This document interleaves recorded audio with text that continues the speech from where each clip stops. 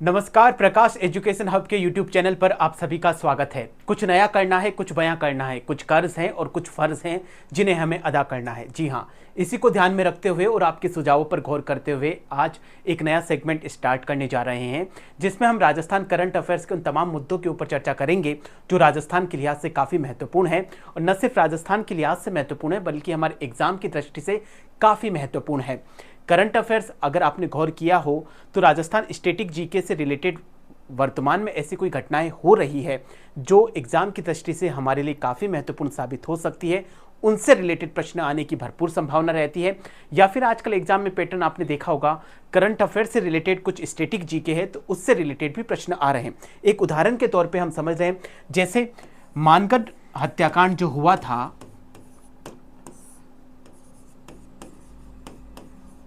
ये मानगढ़ हत्याकांड होने को तो 17 नवंबर 1913 को हुआ था बांसवाड़ा में।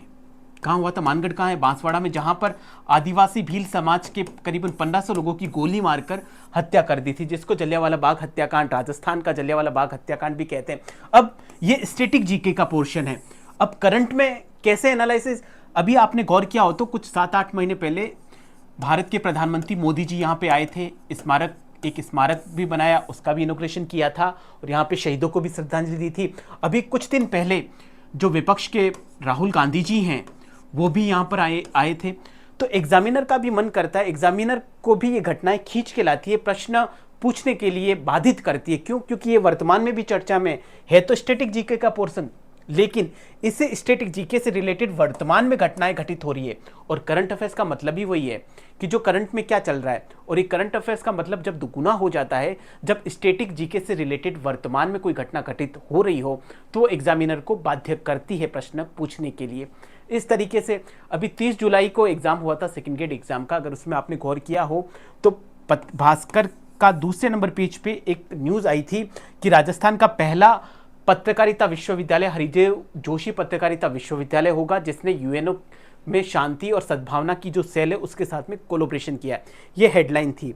हो सकता है एग्जामिनर उस वक्त पढ़ रहा हो, वैसा का वैसा प्रश्न उठाकर 30 जुलाई को जो सेकेंड ग्रेड का एग्जाम हुआ है उसमें पूछा गया कि हाल ही में राजस्थान के कौन से पत्रकारिता विश्वविद्यालय ने यूएनओ के साथ में कोलोब्रेशन किया है, तो उसका आंसर था एचजेयूजे। तो करंट अफेयर्स में पत्रिका है, भास्कर है, सूजस है, डीआईपीआर है, पीआईबी है, इनकी जो तमाम न्यूज़ चल रही है और जो सबसे ज़्यादा चर्चा में है उनसे प्रश्न पूछने की संभावना रहती है। अब एक बार देख लेते हैं राजस्थान में ऐसे कौन कौन से मुद्दे हैं जो वर्तमान में छाए हुए हैं, जो जन जन की जुबान पर हैं। जो जन जन की जुबान पे होंगे ऑब्वियसली वो ज़्यादा चर्चा में होंगे और उनसे प्रश्न आने की संभावना रहेगी। चलिए इन मुद्दों के ऊपर बात कर लेते हैं, फिर हम एक एक मुद्दे के बारे में रोजाना एक एक क्लास में बात करेंगे। सबसे पहले जो भी चर्चा का विषय, जो पहला हमारा मुद्दा है, वो अगर आपने गौर किया हो तो अखबारों की सुर्खियां, ये मुद्दा सबसे ज्यादा राजीव गांधी ग्रामीण एवं शहरी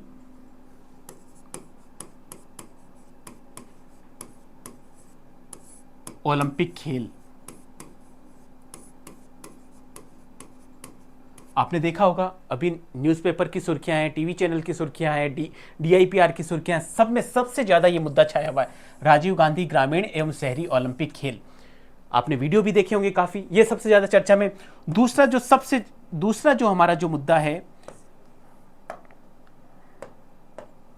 दूसरा जो मुद्दा है वो सबसे ज़्यादा जो चल रहा है वो है महंगाई राहत शिविर।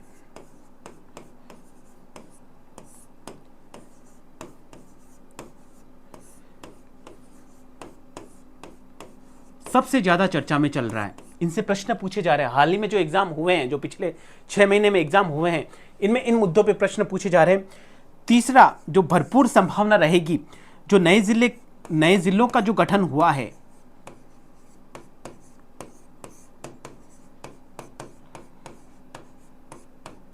जो 19 नए जिले बने हैं, टोटल अपने 50 जिले हो गए, इनसे भरपूर संभावनाएं रहेंगी, क्योंकि ये भी जिलों का भी बहुत ज़्यादा मतलब चल रहा है, सुर्खियां बटोर रहा है। 3 टॉपिक ये हो गए। अगले टॉपिक की हम बात करते हैं। चौथा टॉपिक चल रहा है जो नए बोर्ड का जो गठन हुआ है, नए बोर्ड्स जो बनाए हैं, नए बोर्ड्स करीबन फिलहाल 17+ बोर्ड नए बना दिए। इन बोर्ड्स का जो गठन हुआ है उनमें क्या कुछ स्ट्रक्चर रहेगा, जैसे किसी में 4+1 है, किसी में 4+2 है, तो उनके गठन के ऊपर है। पांचवा जो सबसे ज्यादा महत्वपूर्ण है, योजनाएं। योजनाएं भी कौन सी, सारी योजनाएं नहीं, जो अपडेटेड करी है गवर्नमेंट ने, अपडेटेड योजनाएं। उसमें राजस्थान सरकार की जो एग्जाम ले रहे आरपीसी का सबसे बेस्ट जो योजना सबसे ज्यादा उनको खींच के लाती है प्रश्न पूछने के लिए, वो चिरंजीवी योजना। ये इस लिहाज से भी महत्वपूर्ण है क्योंकि ये चिरंजीवी जो योजना है इसमें अभी अपडेट हुआ है और एग्जामिनर वही हमारे ज्ञान की परीक्षा लेना चाहता है कि ये कितना करंट अफेयर्स के बारे में कितना कुछ अपडेट हुआ है। जैसे चिरंजीवी योजना में अभी अपडेट क्या हुआ है कि जो एससी है, एसटी है, जो ओबीसी है, जो एमबीसी है, इनकी अगर 8 लाख सालाना इनकम से कम है, सालाना इनकम 8 लाख से कम है, तो उनको जो 850 का जो मंथली सालाना जो प्रीमियम भरना पड़ता है चिरंजीवी में, वो बिल्कुल निःशुल्क होगा। ये भी हाल ही में 10-15 दिन पहले शुरुआत करी है, बिल्कुल निःशुल्क होगा। तो ये बहुत है योजनाओं में। एक तो ये स्वास्थ्य वाली योजनाएं जो हैं वो तो महत्वपूर्ण है ही है, इसके अलावा जो कृषि से संबंधित है, कृषि में सोलर का जो पार्ट है, सोलर से संबंधित बहुत महत्वपूर्ण है। अभी आपने 30 जुलाई के एग्जाम का फिर मैं जिक्र करूंगा, जो कृषि से संबंधित जो योजना है, इसमें पशुपालन योजनाएं, पशुपालन बीमा योजना के बारे में पूछा था। ये योजनाएं सारी जो 10 योजना महंगाई राहत शिविर वाली है, उनमें से प्रश्न आने की प्रबल संभावना है। चलिए, तो 5 टॉपिक हो गए। अब छठे टॉपिक की बात करते हैं। जो पुरस्कार है, इनसे भी प्रश्न बढ़ना तय है। पुरस्कार में भी सबसे ज्यादा क्या, ऐसे तो काफी राजस्थान के काफी क्षेत्रों में पुरस्कार मिलते हैं, अलग अलग क्षेत्रों में, लेकिन पुरस्कार में सबसे ज्यादा साहित्य से पूछे जाते हैं। दूसरा खेल, इन प्रश्नों को तो छोड़ना ही नहीं है। साहित्य में जैसे आपको पता होगा, अभी मीरा पुरस्कार हाल ही में दिए गए हैं। मीरा पुरस्कार बहुत महत्वपूर्ण है। उदयपुर की जो संस्थान है राजस्थान साहित्य अकादमी, वो देती है। अभी 2019-20 का दिया है, 20-21 का एक साथ में लिस्ट आई है, 21-22 का दिया है और 22-23 का दिया है, जिसमें 22-23 का आपको पता ही होगा, डॉक्टर जो रति इनको दिया गया है। इनकी कृति कौन सी है? हंसी एक प्रार्थना, हंसी एक प्रार्थना।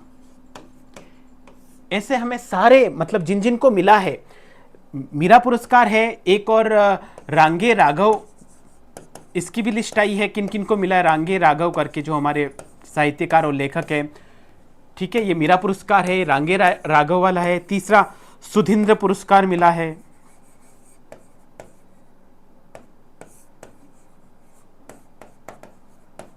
ये काफी महत्वपूर्ण पुरस्कारों से भी प्रश्न पूछे जा रहे हैं। खेल में अगर आपको पता होगा तो जो कबड्डी की प्रतियोगिताएं हो रही है, जो वुशु की प्रतियोगिताएं हो रही है, जिसमें राजस्थान के खिलाड़ियों ने जो कराटे, जूडो, जिम्नास्टिक वगैरह जितनी भी प्रतियोगिताएं हो रही है, जिसमें राजस्थान के खिलाड़ियों ने बढ़ चढ़ कर हिस्सा लिया और जिसमें काफ़ी अच्छा परफॉर्मेंस किया है, उनसे रिलेटेड प्रश्न पूछे जा रहे हैं। एक मुद्दा और है जो सबसे ज़्यादा पूछा जा रहा है। जैसे 6 मुद्दे हो गए और हमने कौन कौन से मुद्दे देख लिए हैं? हाँ, पुरस्कार देख लिया ना। अब एक मुद्दा और है, राजस्थान की जो रैंक है बहुत महत्वपूर्ण है। राजस्थान की जो रैंक है किसमें? नेशनल लेवल पे हो सकता है, स्टेट लेवल। आजकल राजस्थान पूरे देश में काफ़ी अच्छे काम कर रहा है, जिसकी वजह से राजस्थान पूरे देश में प्रथम स्थान पे आ रहा है। कहीं पे टॉप 3 में है, कहीं पे टॉप 5 में है, कहीं पे टॉप 10 में है। तो उनसे भी प्रश्न पूछे जाने की संभावनाएं बहुत महत्वपूर्ण है। तीसरा, एक प्लेस, जो राजस्थान के जो प्लेस है ना, राजस्थान के जो प्लेस हैं, जो पूरे देश में पहली बार राजस्थान में ऐसा हुआ है, कहीं अभ्यारण्य बने हैं, कहीं पे कुछ और भी हुआ है, जो स्थान काफ़ी महत्वपूर्ण है राजस्थान के, पूरे विश्व में हो सकते हैं या देश में हो सकता है, देश में प्रतिष्ठित स्थान रखता है राजस्थान, वो प्रश्न पूछे जा सकते हैं। तो इन तमाम मुद्दों के ऊपर चर्चा अपन ने करी है, जिसमें हमने ये देखा है कि राजस्थान में फिलहाल कौन कौन से मुद्दे चर्चा में हैं, उनसे ही करंट अफेयर्स के प्रश्न आने की बहुत बहुत संभावना रहेगी। अब ये तो सारे टॉपिक थे जो चर्चा में हैं। अब हम सबसे पहले आज एक नए टॉपिक को शुरू करते हैं। जैसा कि मैंने पहले बताया था, आज का हमारा टॉपिक रहेगा राजीव गांधी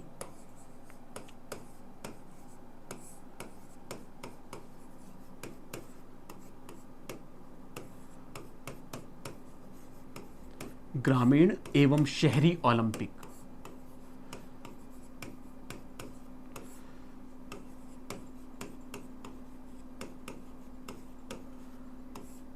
दो हजार 23।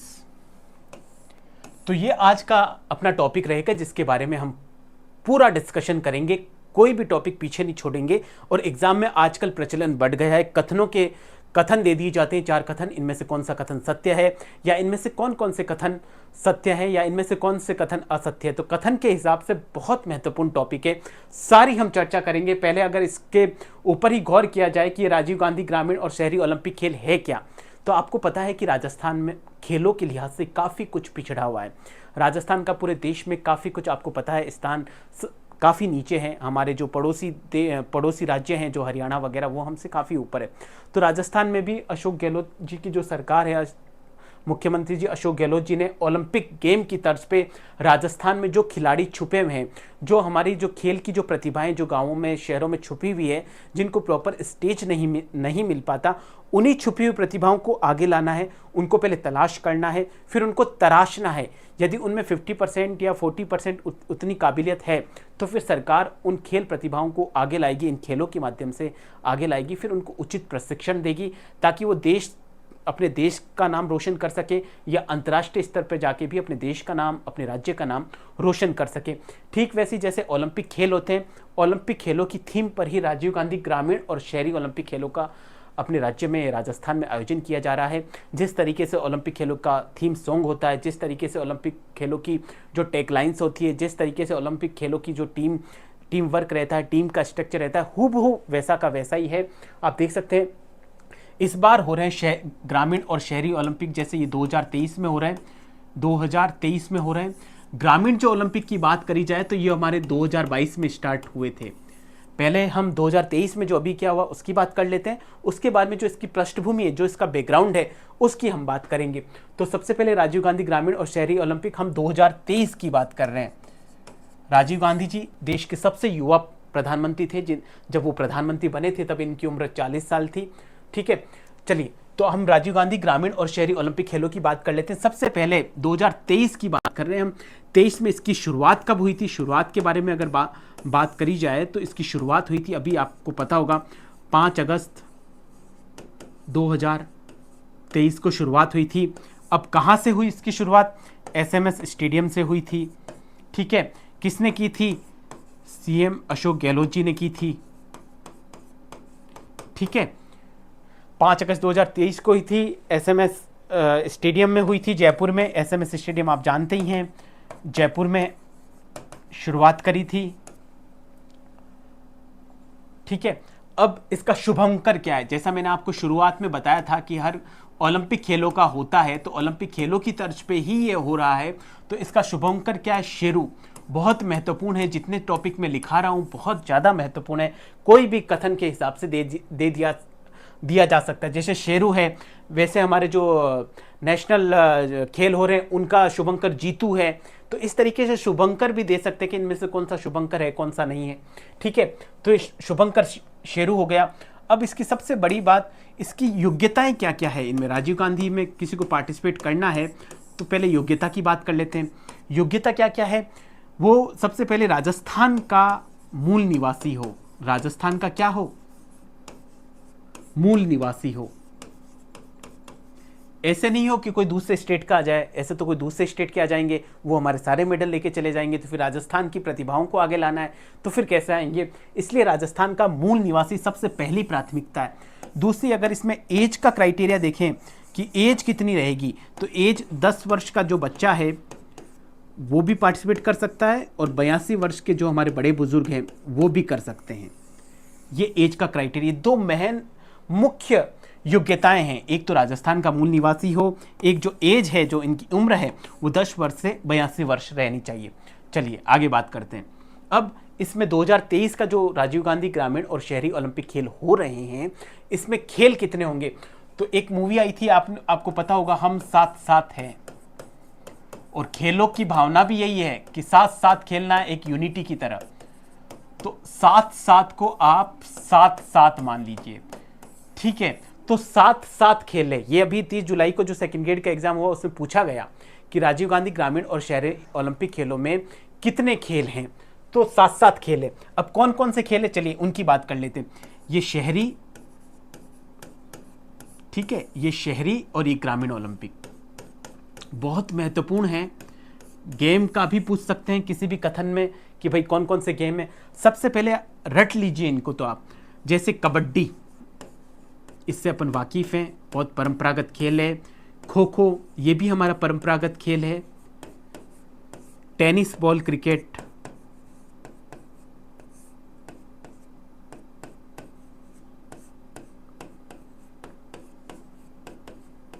फिर फुटबॉल, वॉलीबॉल,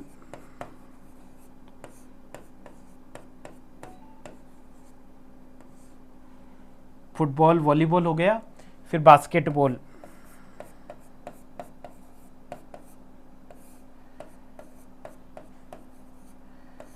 और सबसे लास्ट में एथलेटिक्स। दिखाई दे रहा होगा आपको, एथलेटिक्स यानी दौड़। दौड़ कितनी होगी? 100 मीटर, 200 मीटर और 400 मीटर। ये देखिए टोटल मिला के कितने 7 गेम है। 1 2 3 4 5 6 7। एक बार दोहरा देते हैं। Kabaddi, kho kho, tennis ball cricket, football, volleyball, basketball और एथलेटिक्स। एथलेटिक्स की बात करें तो 100 मीटर, 200 मीटर और 400 मीटर की होगी। ये तो अपन बात करें शहरी ओलंपिक खेल की। अब बात ग्रामीण ओलंपिक खेल की आए तो ग्रामीण ओलंपिक खेल और हो चाहे शहरी ओलंपिक खेल हो, यहाँ तक जो 5 गेम हैं वो तो पांचों गेम यहाँ पे भी हैं। जैसे कबड्डी यहाँ पे भी है, खो खो ग्रामीण में भी है, टेनिस बॉल क्रिकेट ग्रामीण में भी है, फुटबॉल ग्रामीण में भी है, वॉलीबॉल भी ग्रामीण में है। अब 6 नंबर और 7 नंबर यही कंफ्यूजन का मैटर है और यहीं से प्रश्न बनेंगे। अब यहाँ पे शहरी में बास्केटबॉल है तो ग्रामीण में क्या है? शूटिंग बॉल है। क्या है? Shooting ball. ये गौर करने लायक बात है। 5 जो है ना, ये 5 तो कॉमन है। इस तरीके से आप याद कीजिए, 5 कॉमन गेम हैं, ठीक है। मेन ये 2 गेम है जो ग्रामीण और शहरी गेमों को अलग करते हैं। जैसे बास्केटबॉल शहरी में है तो बास्केटबॉल की जगह ग्रामीण में क्या है? शूटिंग बॉल है। अब शहरी में एथलेटिक्स है तो यहां पे क्या है? ग्रामीण में रस्साकसी। एक बार वापस दोहरा देते हैं, शहरी और ग्रामीण खेल कितने हैं? हम 7 है, 7 गेम है। इधर भी 7 गेम है, उधर भी कितने गेम है? 7 गेम है, ठीक है। कौन कौन से हैं? कबड्डी है, खो खो है, टेनिस बॉल क्रिकेट है, फुटबॉल है, वॉलीबॉल है, बास्केटबॉल है और एथलेटिक्स है। एथलेटिक्स क्या है? 100, 200, 400 मीटर है। ग्रामीण में ज़्यादा अटेंशन करने की जरूरत नहीं। ग्रामीण में 5 गेम तो दोनों में ही कॉमन है। कबड्डी यहाँ पे भी है, कबड्डी वहाँ पे भी है, खो खो यहाँ पे भी है, खो खो वहाँ पर भी है, टेनिस बॉल क्रिकेट यहाँ पे भी है, टेनिस बॉल क्रिकेट वहाँ पे भी है, फुटबॉल यहाँ पर भी है, फुटबॉल वहाँ पर भी है, वॉलीबॉल यहाँ पे भी है, वॉलीबॉल वहाँ पर भी है। सबसे ज़्यादा जो दिक्कत है वो किस में? बास्केटबॉल में है। दिक्कत मतलब शहरी में बास्केटबॉल है और ग्रामीण में शूटिंग बॉल है। अब शहरी में एथलेटिक्स है और वहाँ पे रस्साकशी है। इसको आप रट लीजिए। गेमों का समुच्चय भी पूछा जा सकता है कि इनमें से कौन से गेम शहरी ओलंपिक खेल का हिस्सा है या फिर इनमें से कौन से गेम ग्रामीण ओलंपिक खेल का हिस्सा है, ठीक है। चलिए आगे बढ़ते हैं। अब आजकल कई बार एग्जाम में ये प्रश्न पूछे जाते हैं। कोई भी योजना आती है या कोई भी सरकार आयोजन करवा रही है तो इसमें प्रश्न मुख्यतः पूछा जाता है कि इसकी कार्यकारी संस्था कौन सी है, मतलब कौन कौन से विभाग मिलकर इस प्रतियोगिता का या फिर कार्यक्रम का आयोजन कर रहे हैं। तो इसमें अगर आपने गौर किया हो तो इसके जो कार्यकारी विभाग हैं, जैसे ये लीजिए,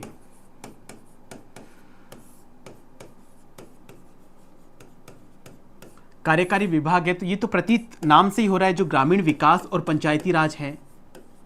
क्या है? ग्रामीण विकास, पंचायती राज। ठीक है। फिर खेल और युवा मामलों का विभाग, जिसके मंत्री अशोक चांदना जी है, खेल व युवा मामलों का विभाग।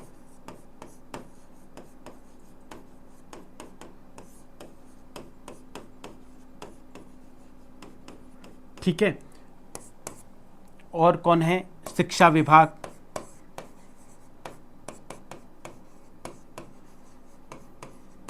ठीक है। और जो स्थानीय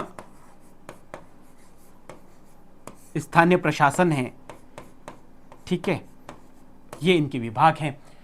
कार्यकारी विभाग, ग्रामीण विकास, पंचायती राज विभाग, खेल व युवा मामलों का विभाग, शिक्षा विभाग, स्थानीय प्रशासन और प्रशासन से रिलेटेड जितने भी विभाग हैं, ये सब मिलकर राजीव गांधी ग्रामीण और शहरी ओलंपिक खेलों का आयोजन करवा रहे हैं। ठीक है। अब इसकी बात की जाए तो ये कहाँ कहाँ हो रहा है, कहाँ कहाँ हो रहा है, ये देखिए। एक तो ग्राम पंचायत स्तर पे हो रहा है, ठीक है। फिर ब्लॉक स्तर पे यानी पंचायत स्तर पे मान सकते हैं हम, ब्लॉक स्तर पे, फिर जिला स्तर पे, और फिर सबसे लास्ट में राज्य स्तर पे। ठीक है। इनके दिन 3 से लगा के 6 दिन है। ये अपने हिसाब से ऊपर नीचे हो सकते हैं, कुछ परिस्थितियां ऐसी हो सकती है तो दिन में घटाया या बढ़ाया जा सकता है। ठीक है। चलिए, अब सबसे बड़ी बात, इसमें कौन कितनी ग्राम पंचायतें हिस्सा ले रही, जो 2023 का जो हो रहा है, सबसे महत्वपूर्ण फैक्ट है 11,252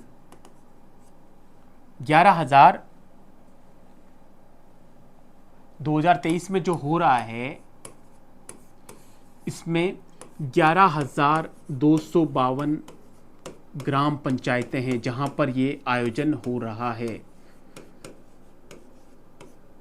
ठीक है। 11,252 और 538 नगरीय निकाय हैं। सबसे महत्वपूर्ण फैक्ट है ये। ठीक है। और 58.51 लाख प्रतिभागी हैं। इन्होंने खुद का ही रिकॉर्ड तोड़ा, अभी मैं बताऊंगा, 2022 की बात करेंगे तब आपको पता चलेगा। इतने प्रतिभागियों ने इसमें 58.51 लाख प्रतिभागियों ने इसमें हिस्सा लिया है। सबसे महत्वपूर्ण फैक्ट, 11,252 ग्राम पंचायतों में इसका आयोजन हो रहा है, 538 नगरीय निकायों में इसका आयोजन हो रहा है। ठीक है। चलिए आगे चलते हैं।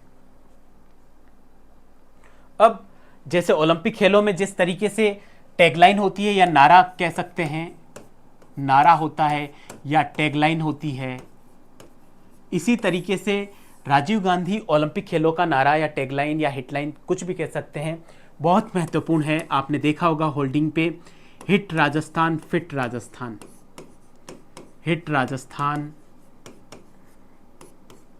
फिट राजस्थान। बहुत महत्वपूर्ण है, ये कथनों के माध्यम से पूछा जा सकता है आपको। हिट राजस्थान, फिट राजस्थान, खेलेगा राजस्थान, जीतेगा राजस्थान, खेलेगा राजस्थान, जीतेगा राजस्थान,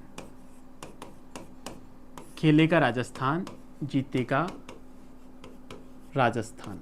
ठीक है। ये क्या है? ये इनका नारा है। अब एक आजकल वो थीम सॉन्ग का और प्रचलन है, ओलंपिक में भी थीम सॉन्ग होता है। ठीक उसी तरीके से जो 2023 में ओलंपिक गेम्स हो रहे हैं, राजीव गांधी ओलंपिक गेम्स शहरी और ग्रामीण, उनका थीम सॉन्ग क्या है, ये भी पूछा जा सकता है। बमचिक बमचिक राजीव गांधी ओलंपिक खेल।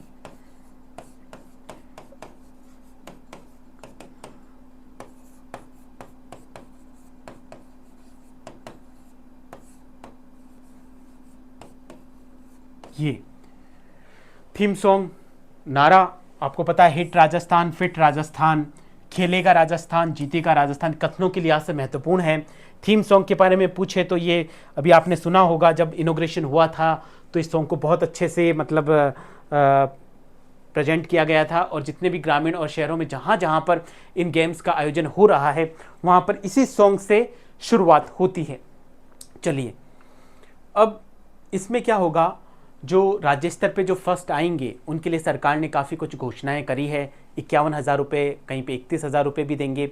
और जो पूरी टीम अगर फर्स्ट आती है तो उस टीम को 50 लाख रुपए 50 लाख रुपए की सहायता दी जाएगी। उनके जो खेल का ग्राउंड है उनके गांव में या उनके शहर में जो खेल का ग्राउंड है उसको बनाने के लिए, ऐसा भी कहा जा रहा है।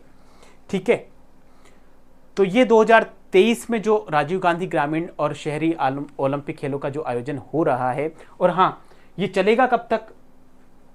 ये 18 सितंबर तक चलेगा। 18 सितंबर तक चलेगा। 5 अगस्त को ये स्टार्ट हुआ है, 5 अगस्त 2023 को स्टार्ट हुआ है और 18 सितंबर 2023 तक इसका आयोजन होगा। राज्य स्तरीय प्रोग्राम के बाद में इसका समापन होता है। और जो इसमें फर्स्ट, सेकंड, थर्ड जो भी आएंगे उनको प्राइज़ तो खैर देंगे ही देंगे। इसके अलावा जो संविदा पे जो राज्य सरकार नौकरी की वैकेंसी निकालती हैं उसमें भी इनको वरीयता दी जाएगी। इनको वरीयता दी जाएगी। और इसमें अगर सरकार को लगता है कि इस खिलाड़ी में काफ़ी अच्छी प्रतिभा है और इसको तराशा जाए, तो ये राज्य स्तर पे और राष्ट्रीय स्तर पे और अंतर्राष्ट्रीय स्तर पर राजस्थान का नाम रोशन कर सकता है। तो उनको प्रॉपर कोचिंग दी जाएगी ताकि उनकी जो क्षमता है उसमें और निखार लाया जाए। ठीक है, तो ये हम बात कर रहे थे 2023 में जो अभी जो ग्रामीण और शहरी ओलंपिक खेल जो चल रहा है उसकी अपन बात कर रहे थे। अब थोड़ा सा इसका बैकग्राउंड की बात कर लेते हैं। जो ग्रामीण ओलंपिक खेल 2022 में हुए थे, क्योंकि 2022 में सिर्फ ग्रामीण ओलंपिक खेल हुए थे, वो इतने हिट हुए थे, तो उसी को देखते हुए सरकार ने शहरी ओलंपिक खेलों को भी इसमें जोड़ा। तो 2022 वाले ओलंपिक खेलों की अगर बात की जाए, चलिए 2022 की बात करते हैं। प्रश्न वहाँ से भी पूछा जा सकता है। 2022 के जो राजीव गांधी ओलंपिक खेल जो हुए हैं, राजीव गांधी ग्रामीण ओलंपिक खेल, सिर्फ ग्रामीण ही हुए थे ओनली। ठीक है, क्योंकि ग्रामीण ओलंपिक खेल 2022 में ग्रामीण ओलंपिक खेल ही हुए थे, शहरी तो इस बार आयोजन हो रहे हैं। तो ये जो ग्रामीण ओलंपिक खेल हुए थे ये शुरू कब हुए थे, पूछा जा सकता है प्रश्न कि 2022 के ग्रामीण ओलंपिक खेलों का आयोजन कब हुआ था। तो ये हुआ था 29 अगस्त 2022 को। ठीक है, कहाँ हुआ था इसका स्टार्ट? ये 29 अगस्त 2022 को। ठीक है, ये कहाँ हुआ था? जोधपुर की लूणी तहसील है, लूणी तहसील के पाल गांव में इसका इनॉग्रेशन हुआ था। ठीक है, जोधपुर की लूणी तहसील है, इसके पाल गांव से यहां से ये राजीव गांधी ग्रामीण, फिर बोल रहा हूं, ग्रामीण ओलंपिक खेल 2022 का यहां से शुरुआत हुआ था। अब आपने गौर किया 29 अगस्त को क्यों चुना? 29 अगस्त को अगर आपको पता ही होगा राष्ट्रीय खेल दिवस होता है। अब राष्ट्रीय खेल दिवस किनकी याद में मनाते हैं हम? मेजर ध्यानचंद जी की याद में। ठीक है, मेजर ध्यानचंद जी। अब मेजर ध्यानचंद जी के बारे में भी अगर बात करी जाए तो पहले खेल का सबसे बड़ा अवार्ड जो राजीव गांधी खेल रत्न अवार्ड होता था,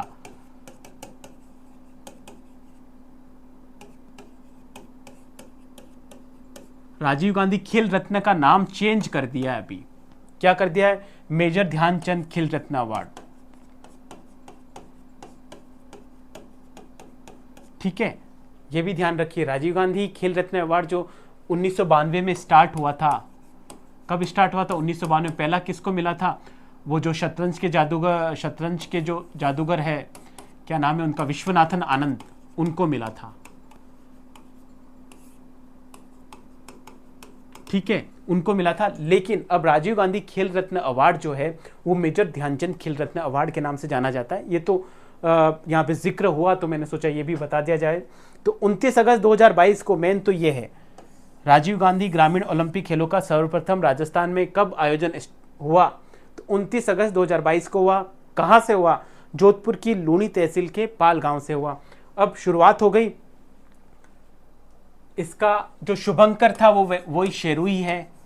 आपने देखा होगा शेर है जो खड़ा है, टी शर्ट पहना हुआ है और उसके ऊपर लिखा हुआ राजीव गांधी ग्रामीण और शहरी ओलंपिक खेल। शेर वो झंडा लेके खड़ा है, वो शुभंकर है, शेरू। ठीक है, इसमें जो गेम थे वो 5 तो वो है ही है, टोटल इसमें 6 गेम थे। उस वक्त इसमें हॉकी था। जो इस बार जो 2023 में हो रहा है ना, 2023 में ये हॉकी नहीं है। उस वक्त हॉकी था, लेकिन इस बार के जो राजीव गांधी ग्रामीण और शहरी ओलंपिक खेल हो रहे हैं, ग्रामीण और शहरी दोनों में, उसमें हॉकी नहीं है। बाकी 5 वो गेम हैं जिसमें कबड्डी है, खो खो है, टेनिस बॉल, क्रिकेट है, वॉलीबॉल है, फुटबॉल है और एक हॉकी था। लेकिन इस बार जो 2023 में हो रहा है, 2023 में ये हॉकी खेल नहीं है, लेकिन उस वक्त था। अब अगर बात की जाए तो इसका नारा और स्लोगन वही था, हिट राजस्थान, फिट राजस्थान, खेलेगा राजस्थान, जीतेगा राजस्थान। इसका जो थीम सॉन्ग जो था वो क्या था? इसका जो थीम सॉन्ग था वो था खेलो खेलो रे साथीड़ा। क्या था? खेलो खेलो रे साथीड़ा, सारा मिलके खेलो, ये इनका थीम सॉन्ग था। और सबसे बड़ी बात, Guinness book of world record में इसका नाम शामिल हुआ था। गिनीज बुक रिकॉर्ड बना था। पूरे विश्व में ऐसी एकमात्र ये प्रतियोगिता थी जिसमें करीबन 30 लाख प्रतिभागियों ने 30 लाख प्रतिभागी क्या हुए थे? शामिल हुए थे। जब इसका समापन समारोह एसएमएस स्टेडियम में हुआ था 20 अक्टूबर को, ये स्टार्ट 29 अगस्त को हुआ था। 20 अक्टूबर को इसका जब समापन समारोह हुआ था, तब सीएम साहब को रिकॉर्ड का अवार्ड दिया गया था। ठीक है, 20 अक्टूबर 2022 को। तो Guinness book of world record में राजीव गांधी ग्रामीण ओलंपिक खेलों का पहली बार Guinness book of world record में इनका रिकॉर्ड बना था। पूरे विश्व की पहला ऐसा गेम था जिसमें 30 लाख प्रतिभागियों ने एक साथ हिस्सा लिया था। तो ये हम 2022 की चर्चा कर रहे थे। अब जब खेल की बात हो ही रही है तो कुछ चर्चा और कर लेते हैं खेल से रिलेटेड ही। राजस्थान क्रीड़ा, अभी इसमें आपने फोटो देखा होगा, कृष्णा पूनिया जी का इनॉग्रेशन में काफी सीएम साहब के साथ में कृष्णा पूनिया जी का भी फोटो आ रहा है। अभी कृष्णा पूनिया जी कौन है? आपको पता होगा, राजस्थान क्रीड़ा परिषद की अध्यक्ष है। कौन है? अध्यक्ष है।